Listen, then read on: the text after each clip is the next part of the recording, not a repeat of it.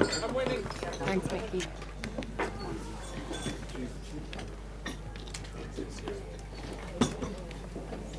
Thank you. Well done. And I'd now like to introduce tonight's first event. It's the father of the bride.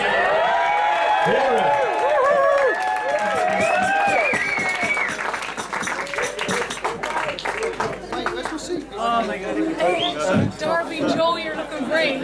You're looking great. I said, Darby, Joe, you're looking great.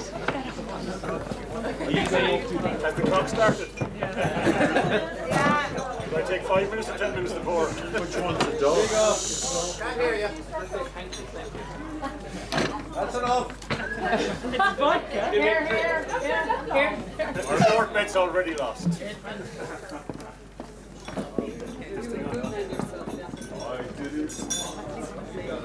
I'm about to try. Okay. Well, a lot of people might not know here, but this is my second family. My second family wedding. In just on 9 months. And sitting back and thinking about what's important in life, it gives you, in the last 9-10 months, I've had time to think about it. And there's no doubt the only thing that's important, we tend in Western society to judge people by what they have, what they make, but there's no doubt it's family and friends, like everybody here today.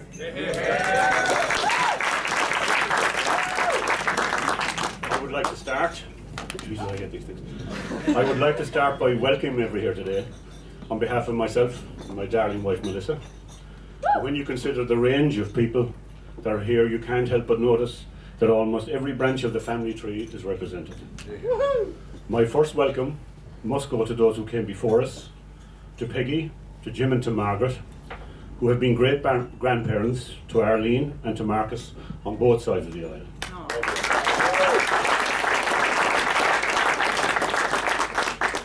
My second thought goes to those who represent the parallel of myself and Melissa. I, as Arlene's father, and Melissa as her mother of the bride. First mention must go to Marcus's parents, Patricia and Vincent, who unfortunately cannot share this day with us in person, but we want Marcus to know that they will never be far from our hearts. Now I get down to the nitty-gritty bit. There are also many people here today who have been part of Arlene's life since her birth. They have been part of mine and Melissa's since we were newlyweds ourselves and before. They include family through birth and blood, the Cawleys,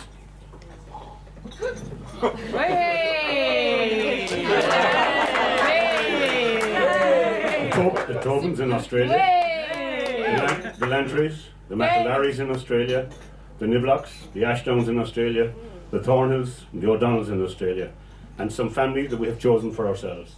Who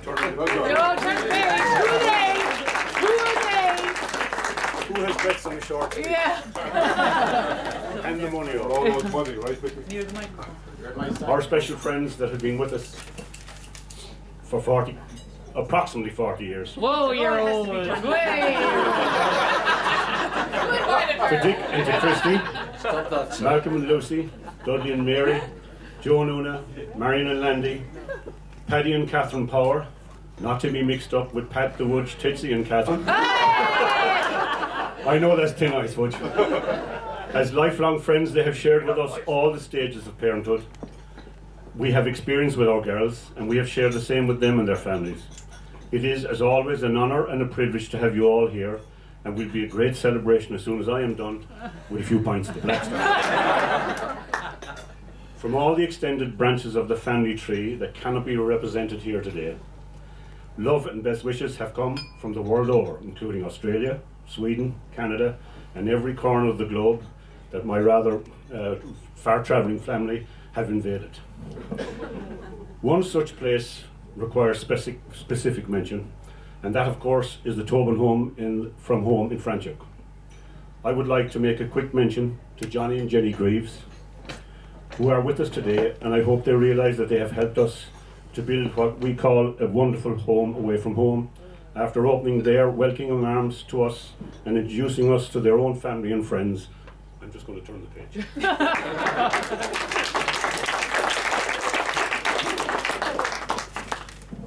It is worth noting that the wine you are drinking tonight is, I believe, from the year that we, including Arlene, took part in the blessing of the harvest on their farm in Pa.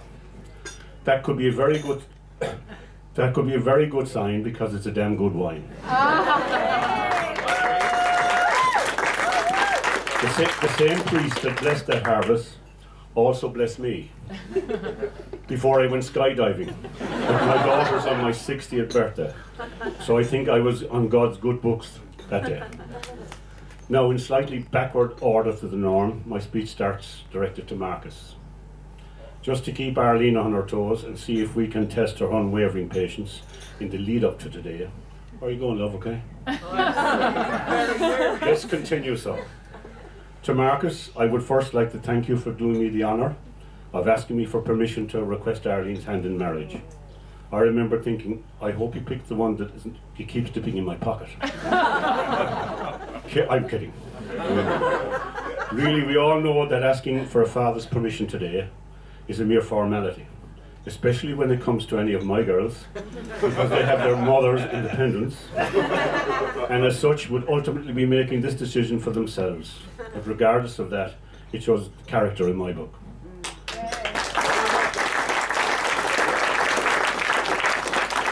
You will remember, Marcus, that I only insisted on 2 conditions, assuming, of course, that she said yes.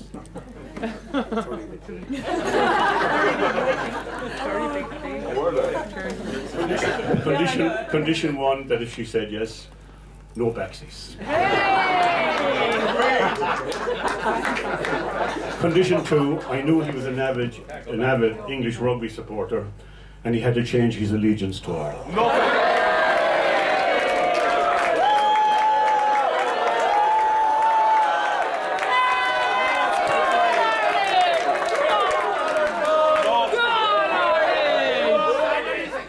Let peace descend. Let the battle commence later. Overdrink and soft punches, please. I got an absolute yes to the first and a resounding no on the second. Apparently I found a deal breaker for your relationship with my daughter, so for the first time in my life I was happy to back down. This is because you proved to me that Arlene had found a man who is true to his colours and his beliefs and will not bend under pressure. All this in one man that loves her as much as she loves him, but then I just have to forgive you for being English.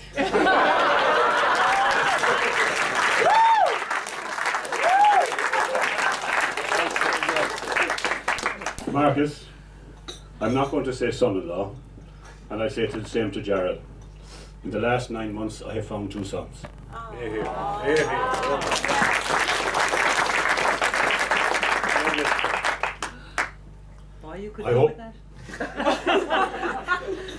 I hope only one other thing about you is true. I hope that you've got proper man-sized large hands, because they are going to be full from this day forward. If you haven't realised it over the last few days, you have officially gone from being an only child to being a very welcome newest addition to the entire extent of the Tobin clan. Dare I say, a very hearty welcome. Now that I'm done talking about you, it's probably time for me a little antidote. Are you still okay? Anecdote. Oh, well, whatever. Anecdote, not antidote. It says anecdote. It just goes to show only God is perfect. I have a very good friend that is with us today who has a claim to fame for being a man whose government is responsible for introducing the lotto to Ireland. Welcome, Dick. I wanted that job, but you didn't give it to me. While the lotto has benefited Marion Irish citizens since then, I know no one has won. You're changing the page. Hey! Take it, come on, take your time. Yeah, right. At my age, Sarah, I'm entitled. Yeah. The lotto, and I won the lotto, and I went down the road to Buttevant to take out Melissa. I must say to Peggy, my mother-in-law, you were right. I knew exactly what I was doing. And exactly how lucky I would be if she chose me, which to my great pleasure she did.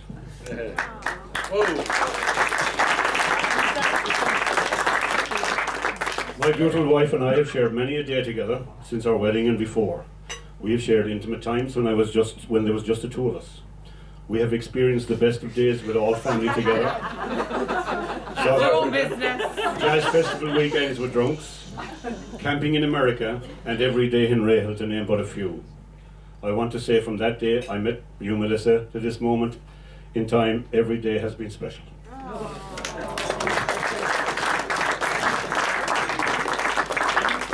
You're wearing the tiara. You can't be embarrassed. Ruth, this should have been in bigger print. I'm starting to lose it. And Tommy Macon, one of my favourite songwriters and singers, says it best. My heart and soul up.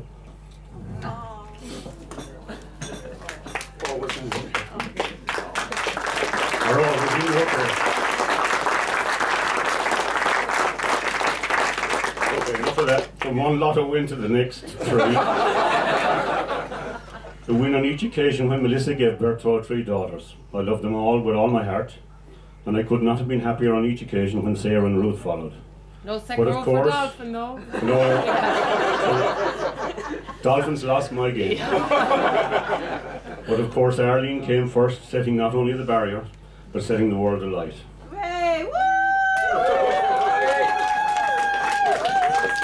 Now to the tricky part of the speech.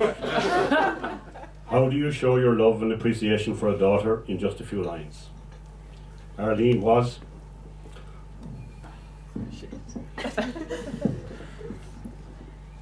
our first child, and as our first she experienced all our first efforts, our first triumphs and seriously first mistakes. Looking at it there to here today, stunning as always. Personally, I'm very proud of the job that Melissa and I did.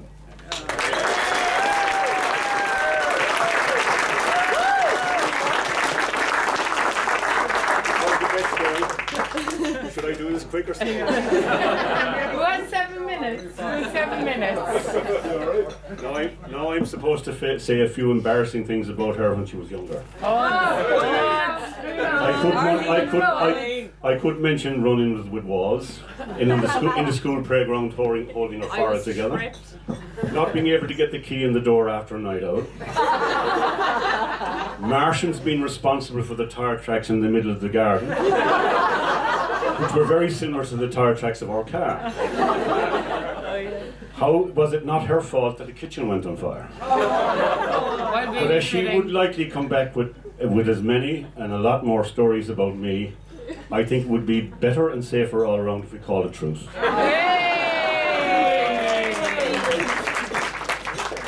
Instead, I want to mention one moment last year when I got a very heartfelt call from daughter Arlene after her engagement. She had called to explain to me that while she was growing up, and we knew this well, that when Mr. Right came along and was yet still to be found, she had always imagined that her wedding would be held in Douglas Church in Cork, following in the footsteps of her mother and I before her. This was about to be followed by a marquee in the garden in Rahal. No doubt Martians would be responsible for any damage there. However, she was calling to explain that the reality of the situation meant the plans had to change. The wedding would be now held in Sussex for the sake of Marcus, and as it turns out, we're delighted. And I welcome you all here with a full heart. Because Marcus's grandparents may not have been able to make the trip, and Marcus could not envision his day without them, and we totally respected that. For all of you to understand that there was never any question of forcing that this day would take place as she had dreamed it before she knew the man would be. This is the woman that my girl is. She's selfless, and she's devoted to those she chooses to keep in her life, and willing to give her all to make those around her happy. Arlene, I hung up the phone that day, spoke to your mum, and we realised that you instinctively understood more about marriage than I could give you ever any advice on. You better ask your mother how I understand. A real marriage requires understanding of what is important to your other half, understanding that compromises are often required, I must remember that. But in return you should receive without request all the thanks that you deserve, love. As a father myself, I know that there are two things which as a parent we try to give to our children. One is the roots and the other is the wings. Arlene, you have now grown your wings and fled the nest, but you will be our daughter always, and you will always have roots with your family. These roots are what will give you strength in any tough times that you may face, but are also the foundation you need to build the life you deserve with your new husband. They say that if love is something that you should let go, and if it comes back, you know that love is true. If it doesn't, then it wasn't love at all. I'm turning the page again. Now, how's the time going?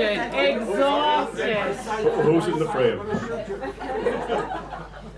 Well, I know that only the start of that is true of you and us.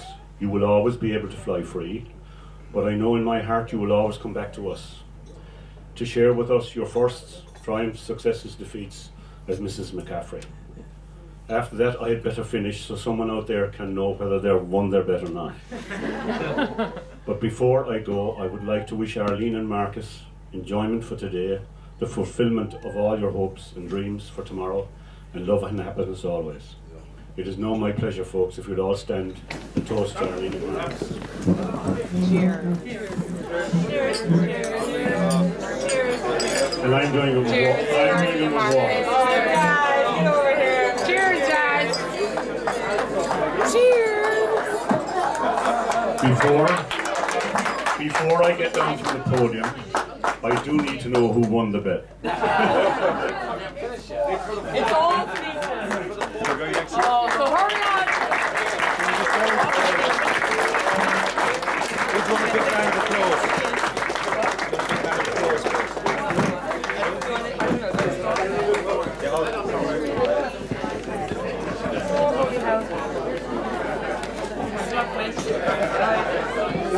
Ladies and gentlemen, Ruth.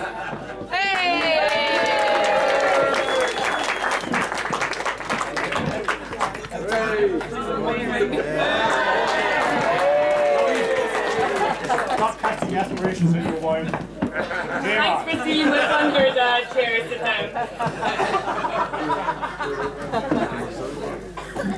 First off, I don't like very much that there's not a podium because there's nothing to hide behind, but I'll go for it anyway.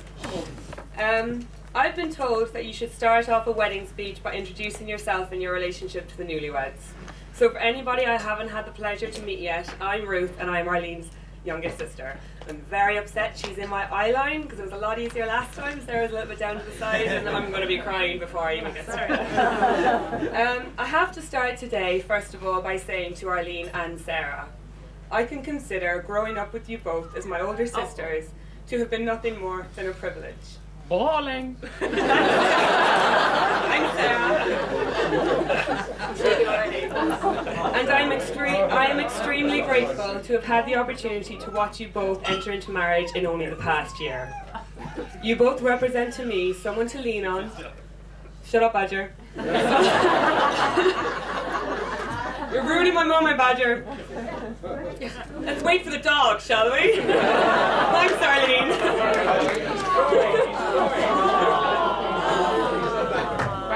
TikTok. As I was saying, you both represent to me someone to lean on, someone to count on, someone to tell on, and someone I imitate because I look up to you both. I know in my heart that we are not only sisters by nature, but also friends by choice. The most important thing I can thank you both for today is letting me learn from your experiences, which have made my life a breeze in comparison. And now to Arlene. I have to say, you look stunning. More stunning today than I have ever seen you look before. Almost the vision of a beautiful angel, which just goes to show appearances can be extremely When I think back to growing up with Arlene, I remember making mud pies at Nan's house with the sisters and the cousins, and how she kept me from eating them. I remember being taught how to ride a horse, and though I was too nervous to be any good, she never gave up on me. She showed me the best way to bend Mum and Dad's rules without ever breaking them. And she once actually managed to convince me I had an older brother I had forgotten about because he was away at uni. I was quite fine, okay? I was fine. Thanks, darling. This is a prime example of how I'd literally believe anything she told me. Yeah, she's good like that. It was a birthday card and I didn't sign his name or something like that. Anyway, one of my saddest memories of Arlene is actually one of her happiest. And that's the day she got accepted to Shannon College. I was extremely sad at the thought of her leaving home. But even though page turn, she went away to college, she was still looking out for me, forsaking sleep or parties to take my calls and travelling many miles to be home for my birthday. Okay, no sleep. No sleep, whatever. I think one of my best memories of Arlene was actually when she was responsible for aiding and abetting me when I came back from my travels. When we managed to scare the absolute wits out of our mother and father, resulting in one of the few times, apparently besides births and weddings, when I actually saw my dad cry. When I first moved to London, it was Arlene's willingness to put up with me as a squatter in her home that allowed me the opportunity to settle into the amazing life that I now have here. A huge portion of that life has been made so much better by the fact that I feel we have had the opportunity to make up for lost time. Woo! To spend time with my sister and enjoy having her in my life again.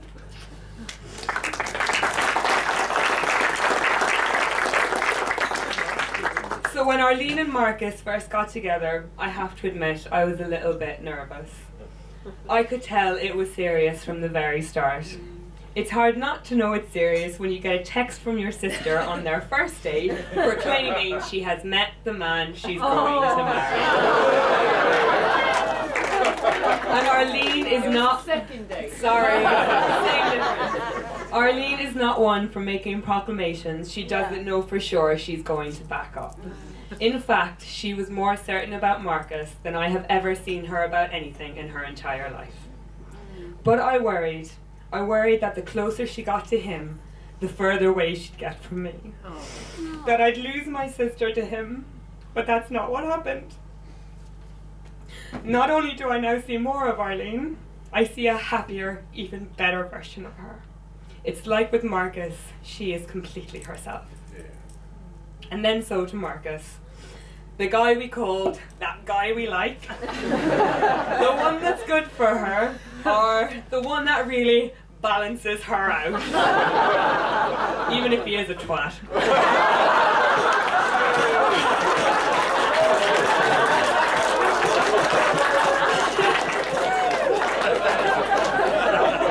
It may have been many years in the making, but no one here who knows you, Marcus, focus, no one here who knows you and loves you like we do can deny you are certainly worth waiting for. It is so great to finally see you both so happy. Marcus, I can only echo my dad in saying, welcome to the family, and I'm very proud to have the honour of welcoming my second brother in less than a year. Every day since they met, Arlene is still teaching me. With Marcus by her side, they are leading the way, shining a light on the path of love and marriage, showing me how it's done, and every once in a while, what not to do. So I want to thank you both. Thank you for teaching me, and for showing us all every day that being in love, being truly in love, just means being yourself. Before I raise a glass to the newlyweds, I would like to say a quote to them both that I think is appropriate. Ladies and gentlemen, in the words of Miss Marilyn Monroe, this life is what you make it. No matter what, you're going to mess up sometimes. It is a universal truth. But the good part is you get to decide how you're going to mess it up.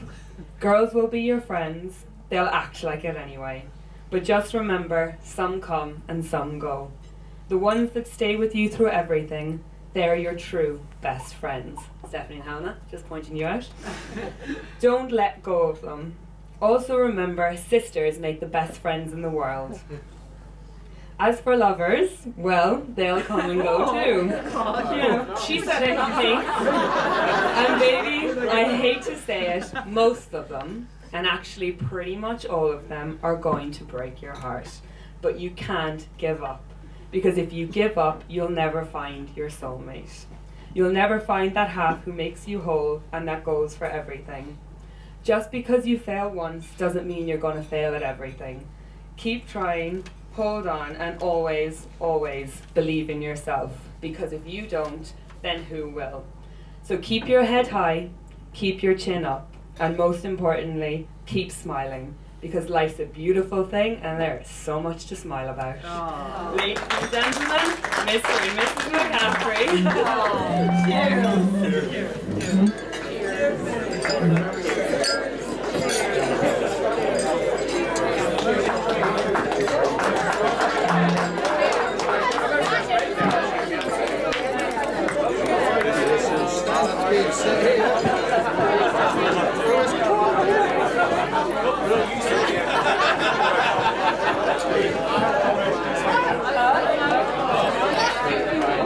We're done.